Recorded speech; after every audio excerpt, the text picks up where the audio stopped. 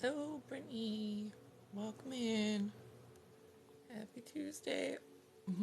Really hoping my ring light doesn't decide to just fall.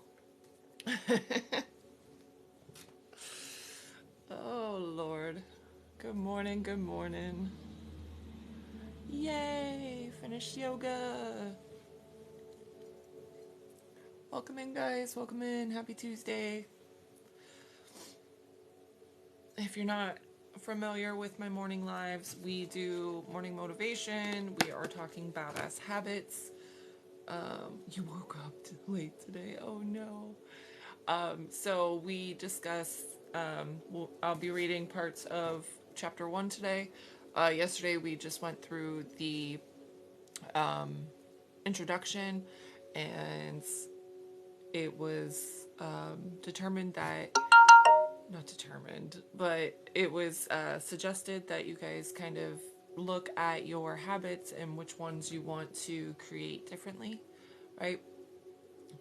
And so the thing about habits is you can't really break a habit, you can only create a habit, okay? Because what it is you have a cue or a trigger and you have a reward. And the only thing that you really can change is the routine, right? So we want to look at our habits because we do things for certain reasons, right? We brush our teeth first thing in the morning because, well, nobody likes bad breath. So, there's that routine, right? So we're cued that upon wake up, you know, our breath stinks. So the reward is fresh breath. We brush our teeth.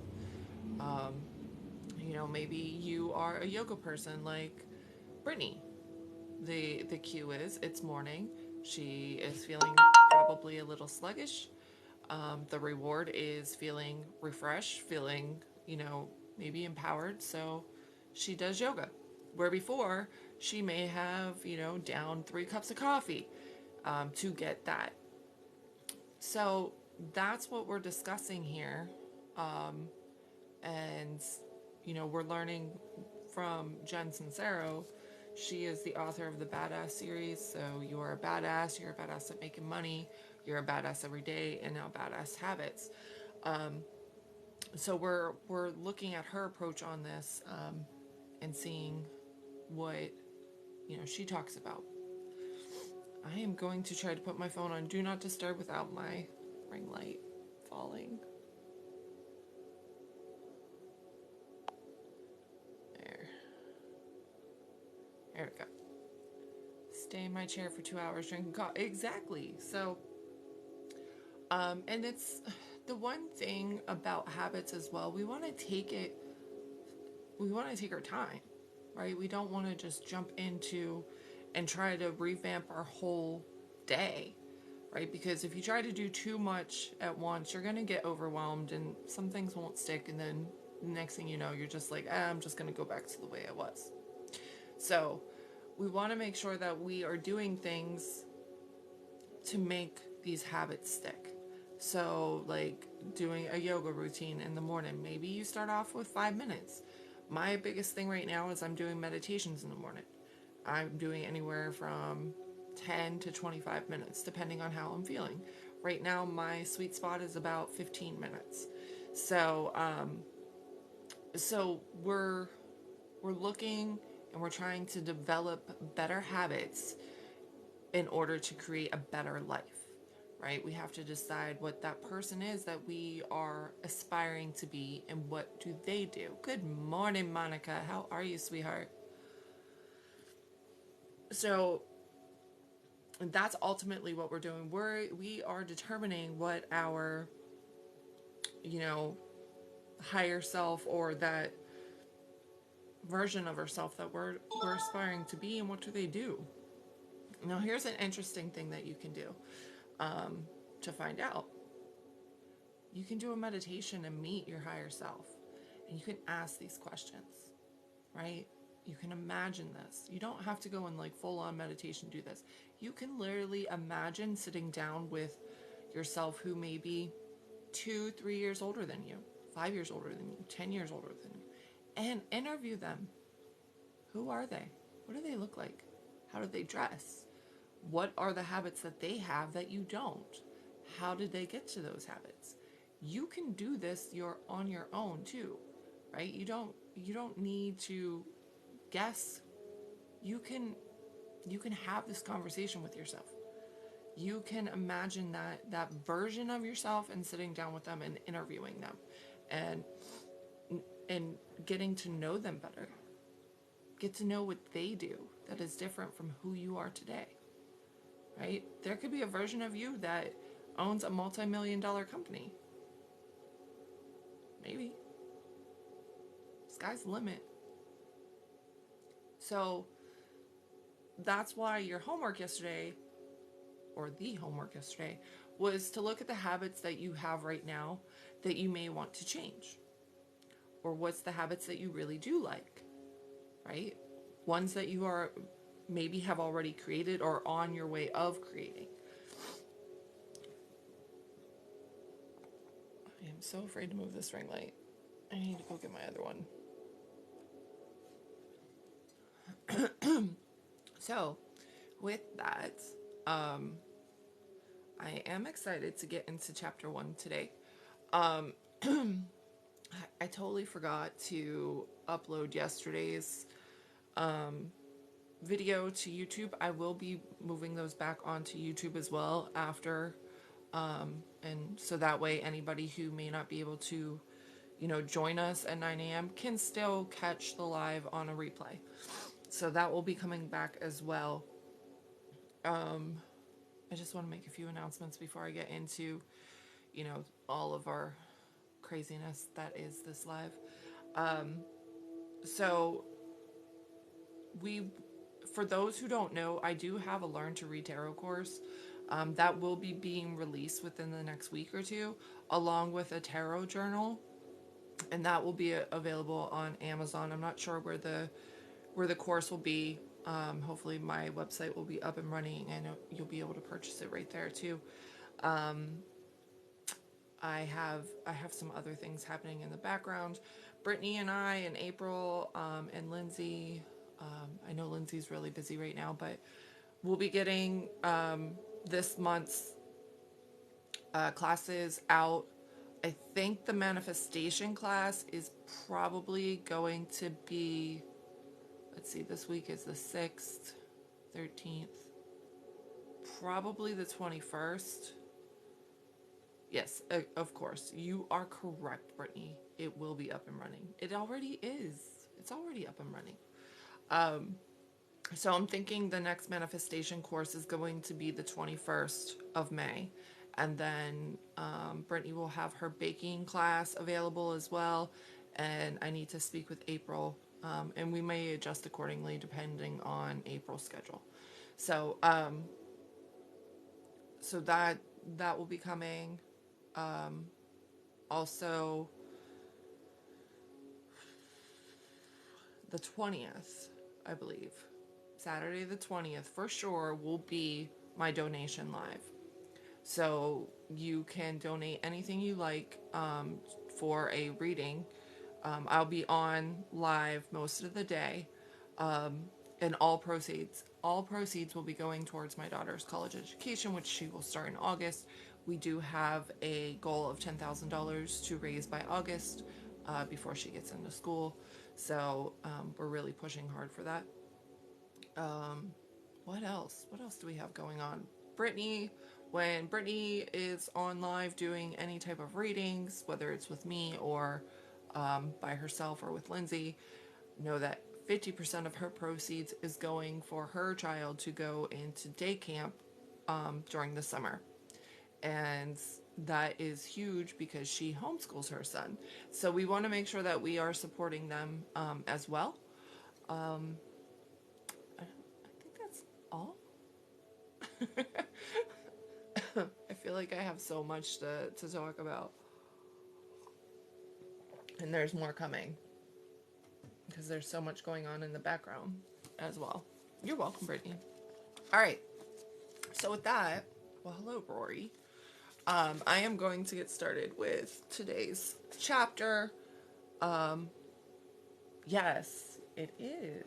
It is my newest one. My daughter bought it for me. It says Madre on it. There's another one that's really pretty. I think I had it. I don't know if I had it yesterday or not, but it's blue with flowers on it. Alright, so let's get started with chapter 1. For those who are just joining us, this is our morning live. I do not answer yes, no questions. Those are in my tarot lives, which are usually in the afternoon or evening. I think that was yesterday. I think so too. I think I had it yesterday. So we are all about learning and having our morning motivation, and we are focusing on our habits right now for the month of May. I don't know that this will take all month, but we shall see. So I will read a little bit of the chapter. I think this chapter might be pretty long, so we may chunk it out a little bit. But and then we'll do some discussion on it as well. So feel free to comment. Feel free to put your thoughts, opinions, all of that into the chat. That's fine. We like to have things moving along and keep things interactive in here. So feel free to interact with one another as well. So chapter 1 is called Who You're in the Habit of Being. My brother Stephen and his wife Jenny came for a visit one year during Fiesta de Santa Fe, a historical celebration that attracts thousands of people to my New Mexican home every fall. We didn't participate in any of the festival's festivities during their stay, but we did brave the throngs of revelers in order to walk downtown and have ourselves some margaritas. The walk took us about 45 minutes each way, and after a lovely afternoon of cocktailing, we found ourselves back in my driveway just as the sun was setting. We stood around, taking in the reddening sky, slightly buzzed on tequila and the smug satisfaction of having made it all the way there and back on foot, when out of nowhere Jenny started clutching her throat as if she couldn't breathe. She suddenly realized with horror that somewhere along the way her diamond pendant had fallen off the chain around her neck and was lost. My brother immediately flew into action. "I'll retrace our steps," he said, his eyes thoroughly scanning the ground beneath Jenny's feet before he slowly and methodically turned and headed back out my driveway. I began protesting that it would be dark in a matter of minutes, that he was high if he thought he could find her itty-bitty diamond among the sea of fallen leaves and hordes of people. But Jenny turned to me and said, "Let him go. He's weirdly amazing at finding shining things. He's like a crow." So we stood and watched as Steve headed down my street and back into town, with nothing but his cell phone flashlight lighting his way and the thrill of questing lighting his heart. Good morning, guys. Meanwhile, Jenny and I got in my car and headed back to the bar to crawl around on the floor to see if we could find her pendant ourselves. On the way, we passed Stephen, who simply raised his free hand in the air and waved when he heard us honk and holler, unwilling to take his eyes off the ground for even a second. After about 10 minutes of trying and failing to find a parking place in the midst of the melee, I was about to give up and head back home when we got a text from my brother that read, "Found it." To which I replied, "I don't believe you." To which he replied with a picture of himself standing in the middle of the street, each arm around a Taurus he talked into posing with him, proudly holding Jenny's pendant in his front teeth. I later learned it had been kicked off the sidewalk into someone's driveway, and that he found it anyway. My jaw hit the floor and has remained there ever since, but Jenny just shook her head and said, "I'm telling you, he's a crow. He finds shit all the time." Steve used to have a job in the diamond business as a sorter. Thank you for the follow. He spent his days in a room called the Pit with a handful of other sorters, categorizing large piles of not-so-large diamonds, according to the 3 C's, cut, carat, color, by holding each one up to the light with a pair of tweezers and looking at it through a loupe. I don't even know if that's how you say it, but that's what we're going with. While inspecting a diamond, it wasn't uncommon to accidentally tweeze it a bit too hard and send it ricocheting across the room, doink, where it would land somewhere on the not so clean linoleum floor, on a shelf, or perhaps in someone's hair. There was no telling how many precious stones had gone missing in the pit over the years, and finding them became a perpetual Easter egg hunt. One that Steve participated in with vigor every time he put down his tweezers for the 2 years that he worked there. This is how, in the basement of a diamond wholesaler on 47th Street in New York City, Steve became the patron saint of lost shiny things. His impressive resume went on to boast of a diamond earring discovered on the floor of a crowded deli, a tennis bracelet spotted next to an ATM machine, countless coins, chains, keys, watches, precious stones, and one morning while walking to the train, he found the necklace that Jenny, the patron saint of broken clasps, had lost 3 months before, nestled in the top of a snowbank. Steve never zeroed in on the tiny lost and shiny until he worked with the diamond business. But thanks to that job, always being on the lookout, consciously and unconsciously became a habit. Habits equal no-brainers, a routine, tendency, or behavior, knee-jerkery, beliefs, thoughts, and actions that one repeats on autopilot. Here are some of the key elements involved in habit creation. The trigger. Every time Steve took a pause from his work, it triggered his habit of scoping the room for lost diamonds. Triggers send cues to our brains that it's time to perform a habit. A trigger can be a sound, the noise from an alarm clock triggering us to wake up and get out of bed. An action, finishing dinner is a trigger to light a ciggy. A thought, it's 4 o'clock, so I reckon I should feed the dog. A feeling, when the temperature drops, you rub your arms to warm up. A smell, when you smell your neighbors barbecuing, you casually swing by. Oh, I didn't realize you were cooking. Is this a bad time? A sight, seeing a person on the street is a trigger to say hello. Or an emotion, feeling upset is a trigger to eat a cherry pie. Triggers begin a chain of reactions that results in the completion of the habit, and the sequence goes a little something like this. So we were talking about that earlier. Triggers, cues, right? I know trigger has this connotation that it's bad, right? Especially in our community, the spiritual community, all of that. People talk about triggers and how, it's usually for something bad or triggering shadow work. Triggers aren't always bad. It's just how we perceive them. All right, so number 2, the sequence. Our bodies are expert problem solvers, running around with a clipboard, making sure everything's working in the most efficient and productive manner possible. Moving blood where it's needed most, breaking down food, healing broken bones and torn skin, sprouting hair and toenails, taking down disease, unleashing a flood of tears and obscenities when you accidentally drop your phone in the toilet or the grocery store floor. Habits are the body's way of lightening the load on our brains, of putting problem solving on autopilot in order to free up room to take in more information and perform more tasks.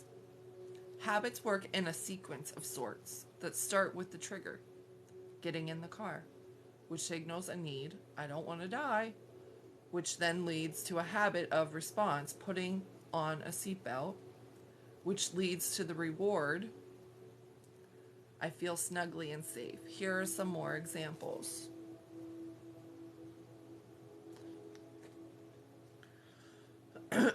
Trigger, your dog walks into the room. The need, or the cue, to physically experience his insane cuteness. Response, habit, routine. Smothering, kissing, acting like a moron. Reward, you feel happy. Trigger, you're driving home from work. The need, to live a longer, healthier life. Response, habit, stop at the gym and work out for 45 minutes. Reward, you feel invigorated and have a sense of accomplishment. Trigger, your divorce lawyer calls. Need, to throw a plate at the wall. Response, habit, pace around in circles and twirl your hair around your finger. Reward, you feel calmer. These are all examples of how triggers set your habits into motion. But triggers can also be used to help you quit bad habits. And I'll show you how to do that later in the book. Number 3, repetition. Think of your brain as a jungle, full of images and ideas and feelings, all growing and twisting and tangling around one another as you gather more and more information throughout your life. Now imagine that all of your thought patterns and knee-jerk reactions and beliefs about the way things are have cut well-worn paths through this jungle in your mind. Paths that you walk down every day, doop-de-doo, without even needing to look where you're going. When you decide to make a change, hey, I'm no longer going to be a lazy, out-of-shape person who secretly litters. I'm going to step it up and get me some different habits. Repetition is the tool you use to hack through the vines, wrestle fallen trees out of your way, and forge a new path through the jungle of your mind. Repetition of your new habit will require some mental and physical effort at first. But the scales of the piano that you struggle to remember and execute become second nature after you played them 300 times. Tying your shoes after decades of doing it takes zero thought these days. Answering questions with a "you betcha, tiger" unconsciously comes flying out of your mouth after making fun of grandma for saying it your whole life. I'm so in the habit of calling my mother to check in on her when I get in my car each morning that once I dialed her up while she was sitting right next to me in town for a visit. When you repeat something enough times, you establish new neural pathways in the brain that your habit flows through effortlessly and automatically, allowing you to literally forget about it. Take a moment right now to think about something you used to struggle with that's now a habit. Working your cell phone, shaving, hitting a tennis ball, driving a car, respecting your neighbor Sarah's wishes that you refer to her as Desert Flower from now on. It's nearly impossible to remember all the little details you used to have to keep in mind when you were anchoring in this behavior that's now a habit, because you literally changed the wiring of your brain through repetition. Number 4 is ease. It's no big surprise to discover that the easier things are, the more likely we are to do them. This goes for the habits we'd like to form, the habits we'd like to break, the habits we don't even realize we've signed up for, which, believe you me, account for an alarming amount of them. Thanks, Mom and Dad. My brother set out to be the guy who finds sparkly stuff that most people don't see. He developed the habit because it was easy. It was fun. Everyone around him was doing it. He repeated the action of searching over and over again every day, and he got a rush every time he found something good. Steve unwittingly followed the golden rule of habits.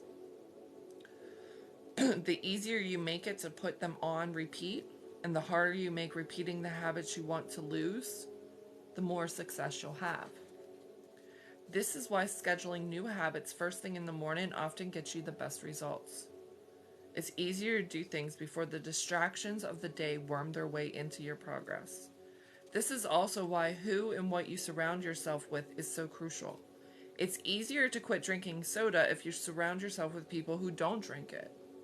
And if you never keep any in your house, it's easier to go It's easier to go to yoga if the studio's down the street. It's easier to be successful if you hang out with inspiring, successful people. It's easier to stop watching TV if you keep it in the garage. It's easier to have a negative outlook on marriage if you're raised by divorced, unhappy people.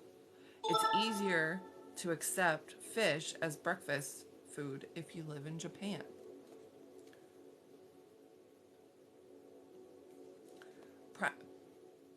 I'm like stumbling, I'm sorry. Patience, I almost said practice. Patience. Most habits score woefully low in the immediate gratification department, with the exception of things like taking a shower, instant clean and refreshed body, making your bed, my room's suddenly so tidy, Or eating breakfast. I'm not hungry anymore. Most habits take a while to produce the desired result, which makes them more difficult to stick with because we humans love us some payoff. Practice patience, God. Yes, exactly. Eating lentils instead of ice cream will eventually, hopefully, help lower your cholesterol. Lifting weights every day may or may not take forever to produce a tight ab or the swell of a new muscle. Meditating for 30 minutes a day may one day make you instantly feel more calm and centered. But first, it may leave you wondering what the hell the point is for years. This is why things like relishing the fact that you're showing up at all is so important. Why keeping tracking of progress you've made so you can see how far you come is so helpful. Why looking at the little victories and rewards is so encouraging. I want to die after the 15th sit-up, but I used to want to die after the 13th. Woo! Anchoring in a habit is like moving a giant pile of pebbles from one place to another, stone by stone. You make a tiny dent, hone your moves, it gets easier and easier every time you do it, and eventually you will indeed be staring at a new pile of rocks. You will, you just can't always see your progress as it's happening. Later in the book, I'm going to give you tips that will help you practice patience and stay the course while your habit takes its own sweet time to settle in. But right now, I want you to go deeply in the most important tip for creating a new habit and for making any major upgrades in your life. Really, shift your identity to match the habits you're adapting. We're just talking about that, right? We want to know who we want to be. Who are we aspiring to be? What do they do? So number 6 is identity. Studies have shown that nearly half of the actions we perform every day are habitual. Drinking a cup of morning coffee, or 3. Praying, slouching, bitching, talking with our mouths full, looking for shiny things on the ground, etc. But habits are responsible for much more than just actions we take. Our beliefs, thoughts, and words are also habits.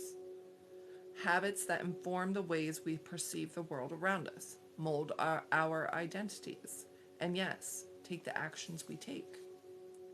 One of the main reasons we fail to stick with the new good habits and ditch negative ones is that we focus on changing what we're doing or not doing without also making sure that we embrace this habit as new and valuable part of our identity. For example, if you decide you're going to lose 30 pounds, along with refraining from eating a bunch of crap, filling your fridge with healthy, low-cal food, working out, and getting a tattoo that says, if it's fried, it's denied, you also need to become the person who weighs 30 pounds less, who struts around like, yeah, this is my body. These are my excellent eating habits. It's no biggie. It's just who I am and how I roll.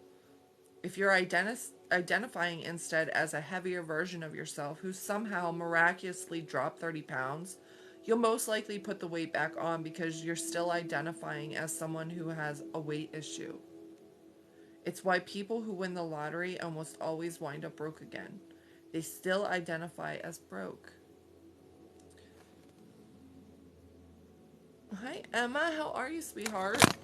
Ah, I knew that was going to happen. I knew it. Dang it. Alright, I'm going to have to take this off here. I'm sorry. My ring light is dead. I should have just left it alone. I'm almost down. I'm almost down. I'm almost done. Oh, my Lord. Yeah. I knew that. See, I manifested that. I manifested it. Okay. So where was I? If it's fried or denied, blah, blah.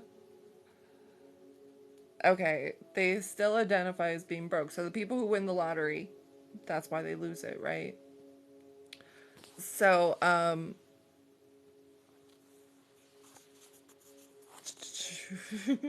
me rolling in the dough? Who would have ever thunk it? I keep waiting to wake up and wind up back in my normal life. This amount of money doesn't even seem real, etc. even though they suddenly became rich.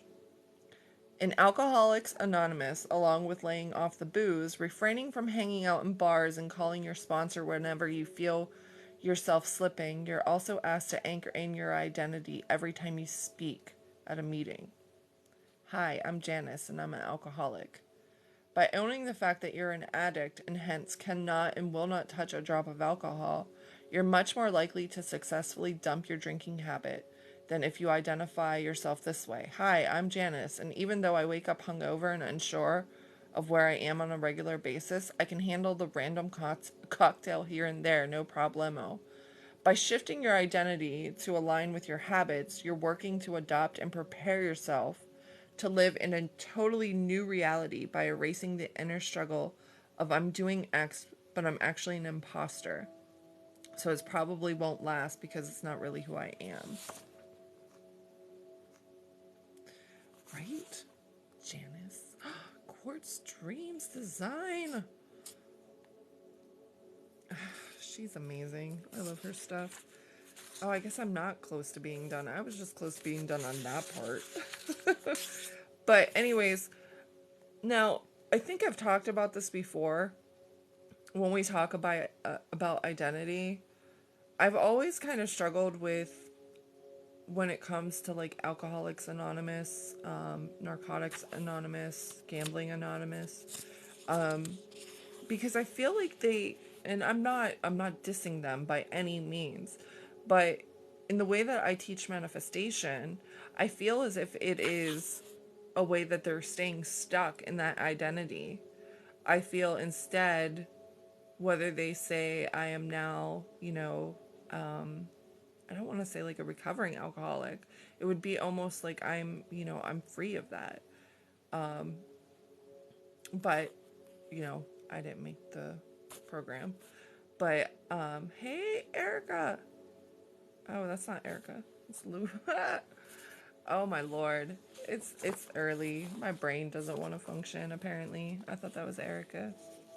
But, But yeah, I see, to me, like, I always tell people, like, if they're trying to, give up smoking, instead of saying, I haven't smoked in whatever, I say, now you claim that you're a non-smoker. Aw, welcome in. And I'm so proud of you. That's a huge accomplishment. That is a huge accomplishment. That is amazing. That is incredible. So, for those, I know a lot of people don't know this, but Quartz Dream, she is incredible. She has an amazing Etsy shop, and a lot of people here know, I don't have it on. I haven't had it on in a while just because my necklace broke, but my Labradorite moon necklace actually came from her. I purchased it through her. She creates incredible pieces. So I just wanted to shout her out because I haven't even seen her in like a year and a half. But she's incredible. And now you're trying not to drink anymore. Girl, you'll do it. I know you'll do it. See, we're talking about breaking habits, so you come at the right time. All right, changing your actions in order to form a new habit without also changing who you're being is like running into the wind. Yes, it's possible to put your head down, run as hard as you can, and gain some ground. But you're much more likely to give up and return your old ways than if you run into the same direction as the wind.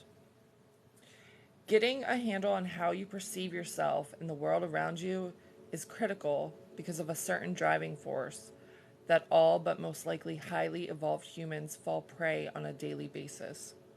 The human needs to be right.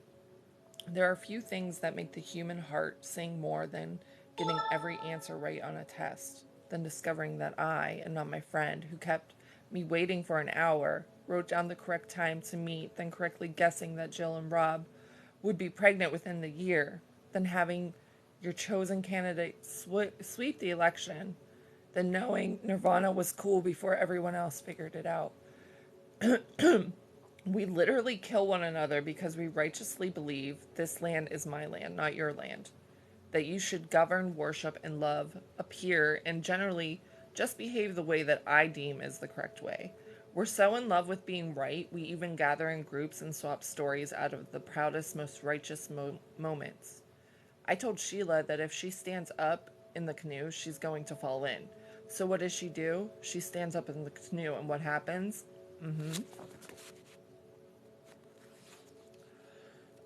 Excuse me. There are three little words that all humans long to hear more than any others. You are right. Aw, you're welcome, sweetheart. Our need to prove that our version of reality is real and right goes beyond our fragile ego's need for validation. However, and often touches on something much more primal. Here's how deep down and dirty need to be right works. Human being plus being right equals I am safe. Subconsciously, I need to know that X is true because it has formed my perception of reality. Having a reality that is solid means I feel secure in spite of the fact that I'm spinning around on a ball in an infinite space, that my impending death is actually the only thing I can be absolutely sure of. Human beings are sacred shitless, are scared shitless of change. Change dismantles the known and pulls our sense of security out from under us. Change opens up a never-before experienced void of possibility that could be, and oftentimes is, way more awesome than the known experience we're clinging to. But change can be super scary. Because change is unknown and threatens our reality, it makes us very uncomfy, so we tend to take great precautions to stay far away from it as possible.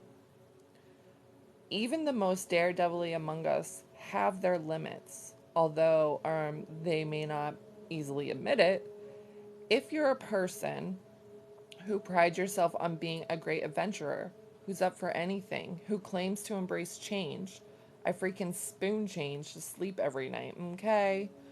Dig deep and own up to the excuses you fall back on when a particular change is out of your comfort zone.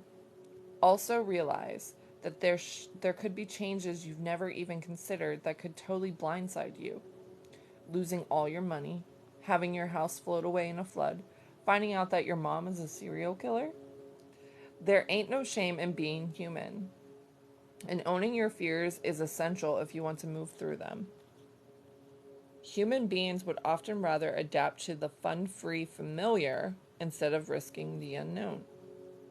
Until and unless the familiar becomes so unbearable that they're willing to risk taking the leap in the void of change. Because of our hell-bent dedication to being right when it comes to our favorite topic, ourselves, we will defend our identities to the death, even if we're miserable, and our identities are something we're proud of. For example, back in the day when I was perfecting the art of being perpetually broke, I would get extremely grouchy if anyone questioned my ability to be financially successful, because it threatened the rickety identity I was familiar with. What do you mean I could make money if I changed my attitude and did things differently? I've tried for 40 years to make money as a writer, and I'm living in a garage, cutting my own hair, and sleeping on a futon on the floor. I suck at making money. Trust me, I have a lifetime of proof. Even if we'd love to make a change, we subconsciously fear that if we stop believing our stories about who we are and what's available to us, the foundation of our realities will disappear, and we will disappear right along with it. A tad dramatic, yes, but powerful enough to inspire people to spend entire lifetimes stuck in jobs they hate and abysmal relationships, and to generally deny themselves the things and experiences that would have them leaping out of bed into stubbing excitement each morning. We are constantly, whether we realize it or not, building a case for our rightness.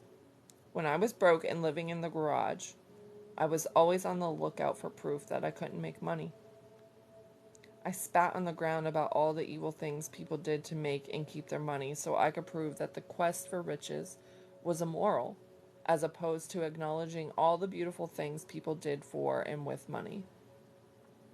I surround myself with other broke people who gave me tips on the best credit cards to transfer my debts to, who told me where the good thrift stores were, and who loved to bitch and moan about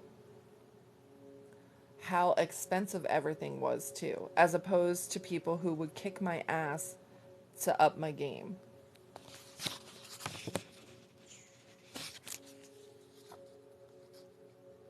Excuse me. I was a master at finding fire sales, the cheapest gas stations in town, and roadblocks to my success, as opposed to terrifying, exciting, lucrative opportunities that pushed me to grow and totally changed my life for the better. Our realities are determined by how we habitually perceive ourselves and our world. All right, I'm going to end it there because this one keeps going. I remember that we were like, wow, that's a lot in one chapter. So I'm going to stop there. So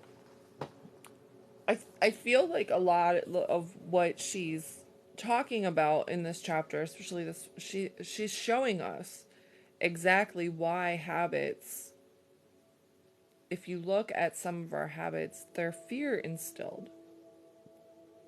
Like she was saying when she was proving herself right that she was broke. For 40 years she had all this evidence. But she had to change habits in order to change that identity, in order to change, who she was.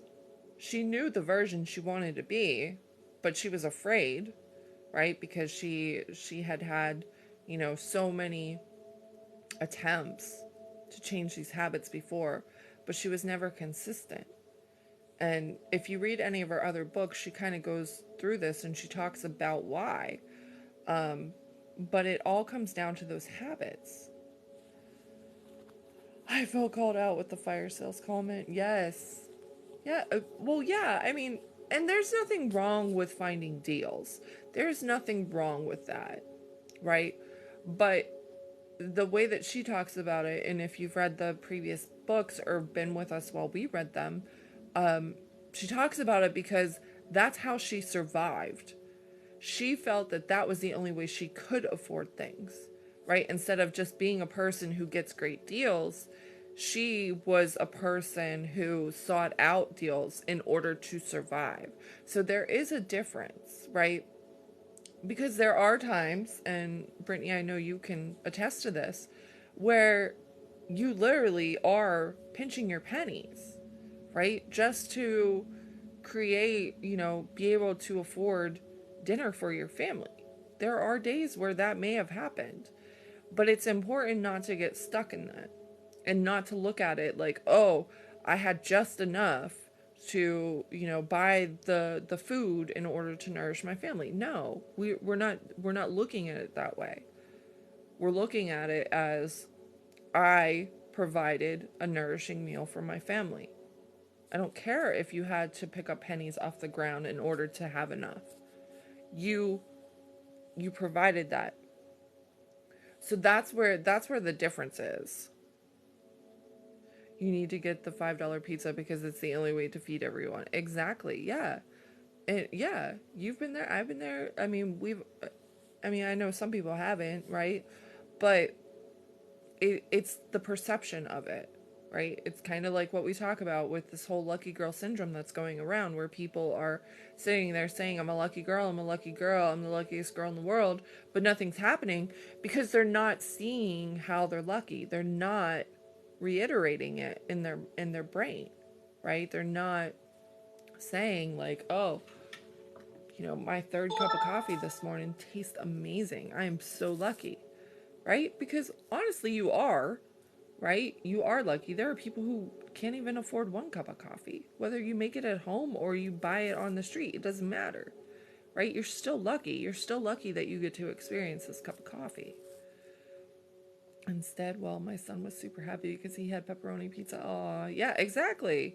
Exactly. Hey, Indigo. I mean, so it's all about your perception when it comes to that fear, right? Or how you're perceiving yourself. If you're perceiving yourself as a person who struggles to provide food, right? Or to provide, housing or whatever, like you're going to keep having the struggles there. Where instead, if you perceive that you provided a nourishing meal, or, your kid is so happy that he got pepperoni pizza, right? It's a shift. How are you perceiving your life? How are you perceiving these habits? So that's that's the that's the big thing with this too, is in order to change our habits, we have to acknowledge exactly what it is. We talk about this, in my other lives too. Like, you have to be open and honest with yourself, right? What is it that you're thinking? What is it that you're feeling? You have to be present with yourself and know what's going on in your body. How are you reacting to things? Because your reactions will determine the state that you're in and what you're creating.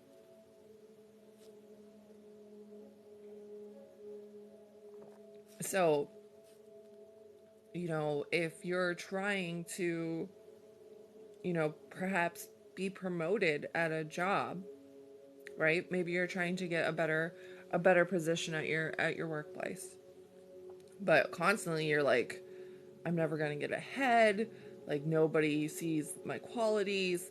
Like, you're just reinforcing that you're not appreciated, that you're not being seen. You have to change the way that you think and that you feel and the way you perceive the world around you. You have to start seeing people as them seeing the value in you, coming up and complimenting you, like, and feel as that very confident person who gets promoted all the time, right? You get promoted so easily that you got promoted 3 times this year or whatever it is. You have to change your perception. You have to change your thoughts. You have to change your feelings, most importantly, right? If you're sitting there saying, I'm manifesting, getting a promotion, but your little insecure, childlike self is like, we ain't good enough for that. Nobody's going to give it to us. Guess what? Nobody's going to give it to you. But you have to recognize that. You have to be honest with yourself. And you have to say, why don't I believe this? Why don't I believe I'm not good enough? I am good enough. And you have to start showing your brain why you're good enough too. See, I am good enough. My boss complimented on the work that I did. I am good enough, right? Or, you know what? I made this look amazing. I made this report look amazing. I am good enough. I'm amazing, right? You have to start looking at things differently. Stop putting yourself down. If you wouldn't talk to your child or your best friend the way that you talk to yourself, you need to stop. You need to look at the way that you speak to yourself and ask yourself, would I speak to my best friend or my child this way? If the answer is no, you need to change it. You're the only person that you live with for your whole life, from start to finish. You can have an amazing partner. You're not going to be with them your whole life. Something could happen, right? You could be apart from them for a while. You never know.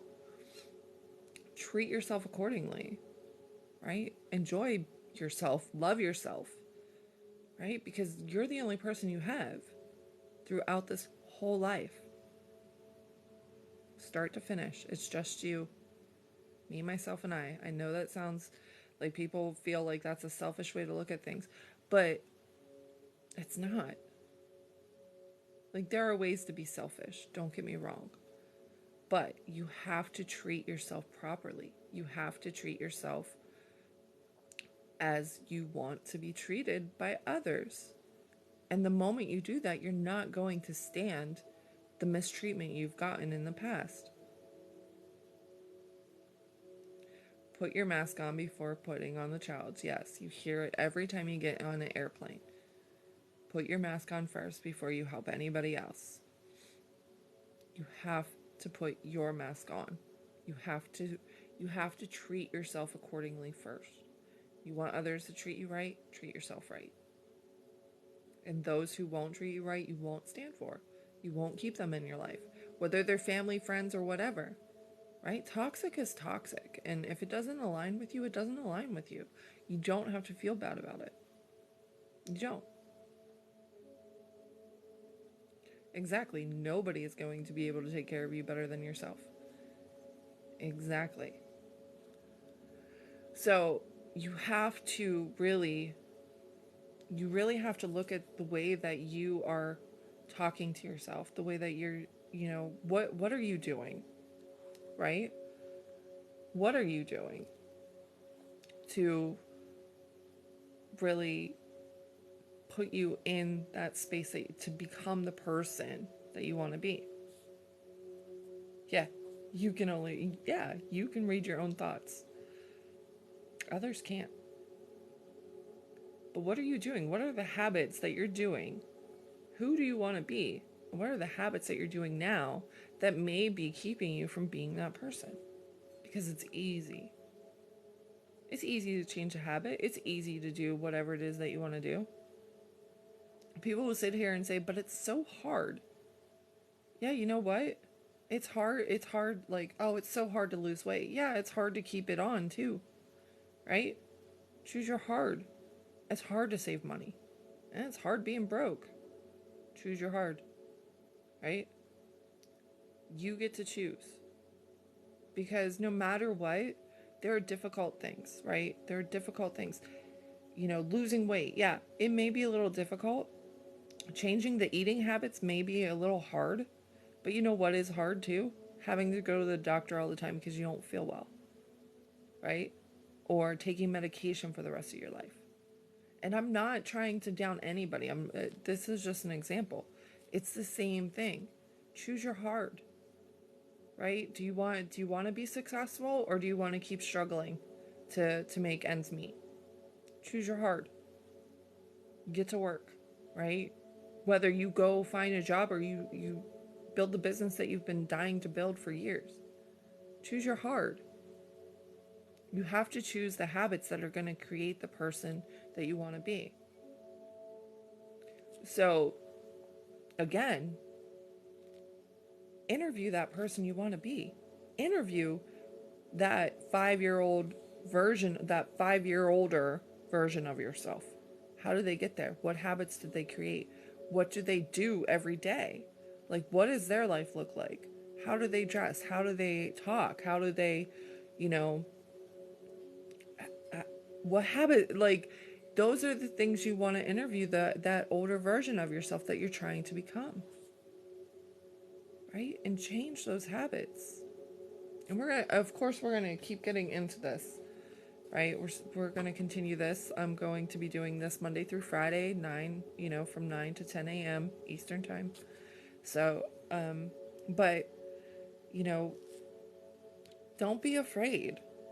Don't be afraid to fail. I think a lot of the times, a lot of people are afraid to make changes because they're afraid of failure, because it'll get hard, and it will.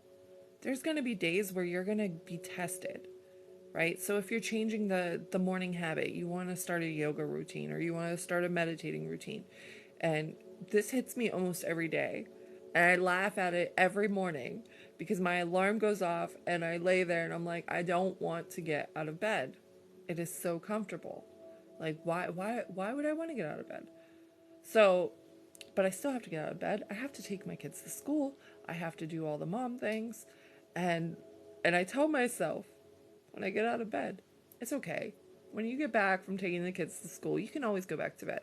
Knowing full well I'm not going to. But, like, for whatever reason, like, and there have been times that I have, don't get me wrong. But part of me really wants to all the time. But once I walk through the door after taking them to school, I'm like, all right, going back to bed is not going to get me where I want to go. It's going to make me feel better very briefly, But I'm going to then be a little disappointed later on, and I'm going to be like, why didn't I just do what I needed to do? Whether it's cleaning, whether it's working, it doesn't matter. So I chose my heart. I choose my heart every day. Either I'm going to find it hard that I'm going to be hard on myself later on and be like, why didn't I just stay up? Why didn't I just, get to work? Right? Instead, I'm going to say, okay, I made the right decision. I did my meditation. I came on live. I'm going to, I'm going to work on my designs after I get off of here, right? I'm going to do some cleaning. I have my schedule. Stick to it. Stick to your habits. Stick to what you want to do. It will become second nature the more you work with it. She is gonna publish her book. Yes. Yes. Yes, yes, yes. Thanks for adding that back onto my list. I forgot about that one, aside from the tarot journal. But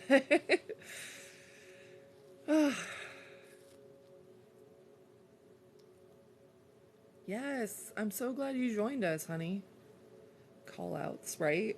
We call out every morning. We get our call outs every morning. Time to get back on our path. Time to get back on it.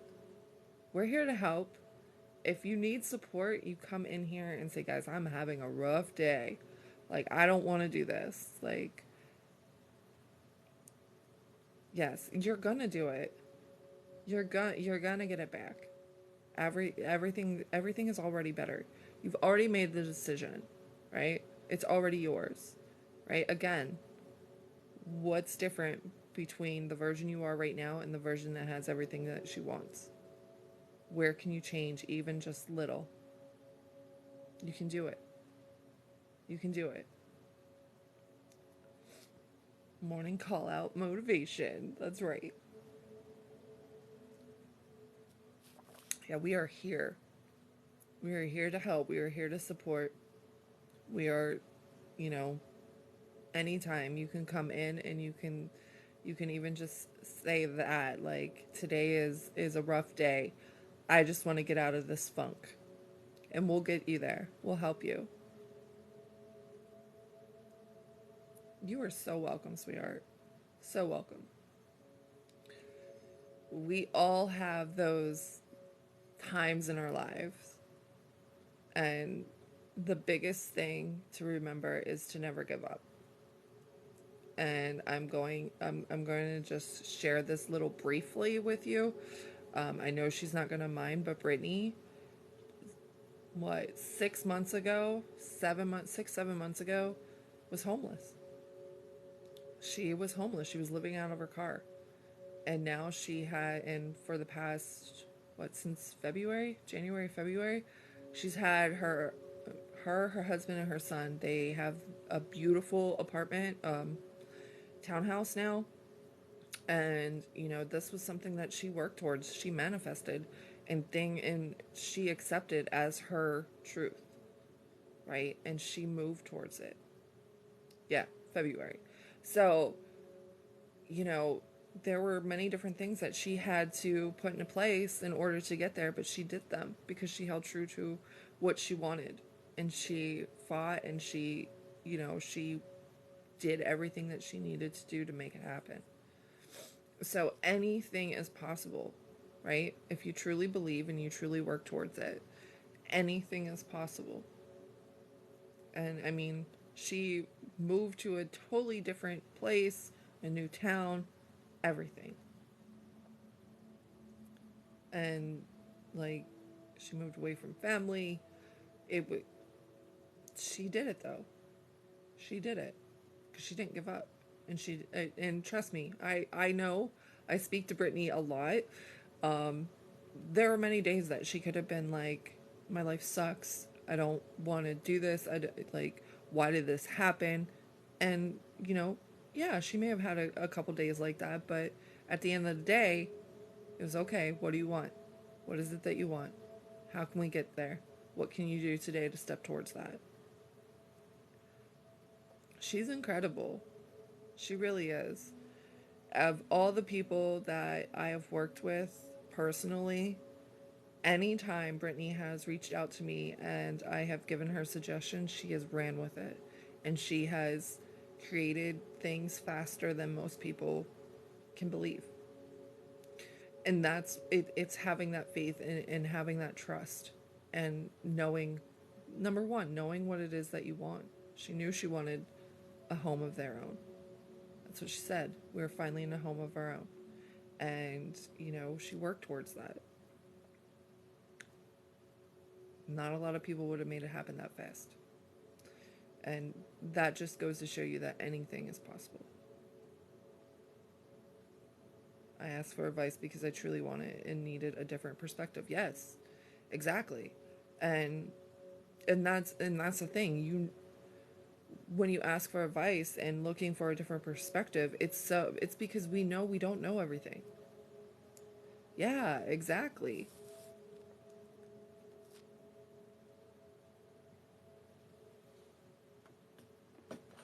And I mean, everybody is different, and everybody else has their own limiting beliefs that keep them stuck. And it's finding those limiting beliefs and tearing them down, tearing them apart. Thank you for the likes, guys. Aw, I love you, Brittany. But anything is possible, and you don't have to keep telling yourself it's not. I think it's easy for us to be like, I can't do it. I can't do it. Like, that's too hard. It's too difficult. You've done more difficult things in your life. Girl, I'm just going to say this.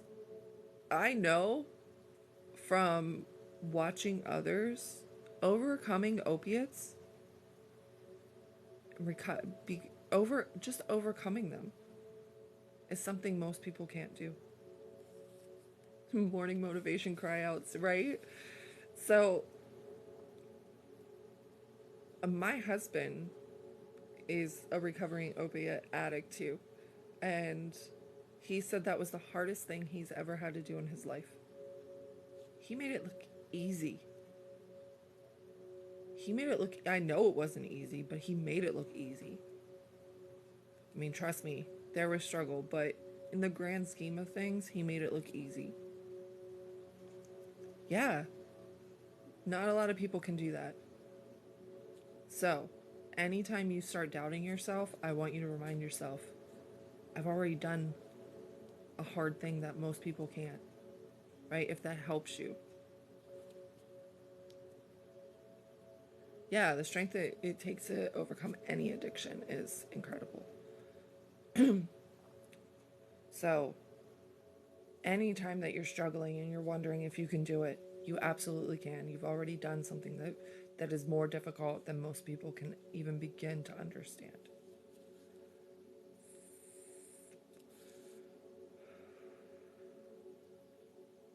You just look at it and you know it was hard. You know it was hard, but you've already been through it. So sometimes we don't keep it high up because you've already overcome it and you don't want to keep revisiting, and that's okay. Right? But just know that you doing that is huge. Yes. I literally started making my jewelry to spread love to others because they helped me so much through my struggle. Yes. And again, I cannot, you know, talk up your jewelry enough. That labradorite piece is one of my favorites. And keep on to that. And don't be afraid to expand, right? Don't be afraid to expand things. Like, whether it's doing something a little different too. Yeah, my moon necklace. Yeah. Absolutely. You absolutely should talk about your story more. Bye, Indigo. Have a great day.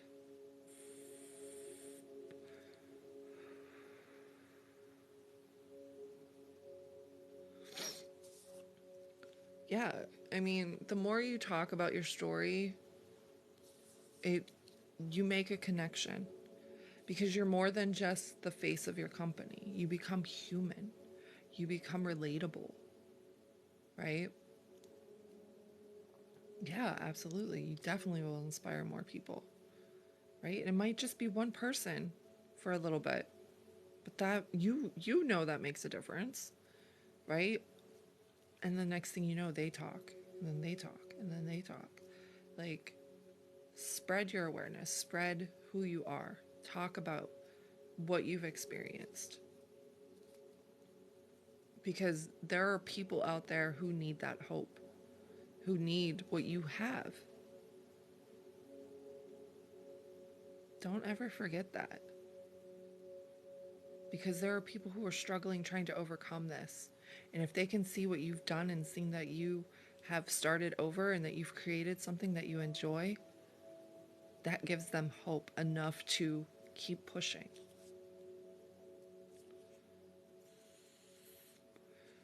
You can do it. And if you need, again, if you need that push, that's what we're here for. We're pushers. I keep thinking of me girls. You're a pusher. But no, we want to empower whoever needs it. Male, female, non-binary, I don't care. We will help you become the version that you want to be. We will help you get there. That's what we strive for each and every day. Do we have days where we're like, man, this day can kick rocks? Yes. Especially when we're in Mercury retrograde, murky lemonade. You know, we have those days. But that's why you create the support system. Because there are days where I will message Brittany and I'll be like, girl, let me tell you. And I will go off and I will be like, I'm so mad, I'm so irritated, da da da da da. And vice versa. And she'll do the same thing to me. And then we have to say, okay, enough's enough. Are we done? Okay, what do we want to focus on now? What is it that we want to focus on? Because you have to let those emotions out. Okay, you can't just be like, oh, I'm so frustrated, but I have to stay positive. No, feel the emotions, let them pass through. And then say, okay, enough's enough. I feel better. Now what do I want? What do I need to do to get there? So, you know, it's important to do those things. It's important to, you know, acknowledge what it is that you're feeling. Your feelings are there for a reason, right? They're not just there to be annoying. Cry in your laundry room. Yes, exactly. Open the door and let it go. But our emotions are letting us know that something is either off or we're on path. Right? So it helps us know more so whether we're on a right path. If we're feeling anxious or we're feeling irritated or we're feeling unhappy, we have to acknowledge it and we have to say, okay, why am I feeling this way? And then we move forward. So, all right, we are past 10 o'clock. Shocker. I'm always like, just an hour. And of course, I always run over. But I'm going to let you guys go because I'm going to go get my day started and get working on my projects. I hope you all have an amazing day. I will be back tomorrow morning at 9 a.m. Eastern Time. I hope to see you guys there. I love you guys. Go make today the greatest day ever. You got this. I love you.